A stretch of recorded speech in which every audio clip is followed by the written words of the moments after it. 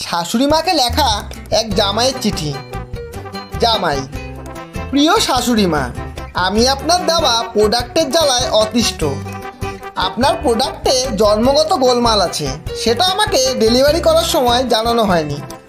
আমি হয়রান হয়ে যাচ্ছি, তাই দয়া করে আপনার রিজেক্ট মাল আপনি ফেরত নিয়ে যান আর ভালো দেখে নতুন মাল পাঠান।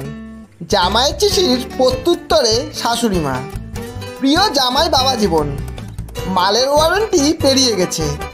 এই মালের এক্সচেঞ্জ বা রিফান্ড অফার আর নেই। মাল ঘরে নেওয়ার পর ঠিকঠাক ব্যবহারের দায়িত্ব গ্রাহকের। ডেলিভারির সময় আমরা তার ব্যবহার বিধি ভালো করে বলে দিয়েছিলাম তোমাকে। এখন আর নতুনভাবে কোনো প্রোডাকশনের কাজ চালু নেই।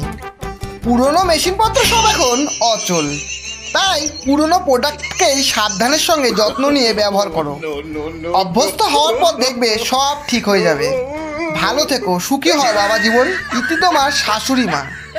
ধন্যবাদ। গল্পটি যদি ভালো লাগে একটা লাইক অবশ্যই দেবেন এবং বন্ধু ও প্রিয়জনদের শেয়ার করে চ্যানেলটি সাবস্ক্রাইব করে পাশে থাকবেন।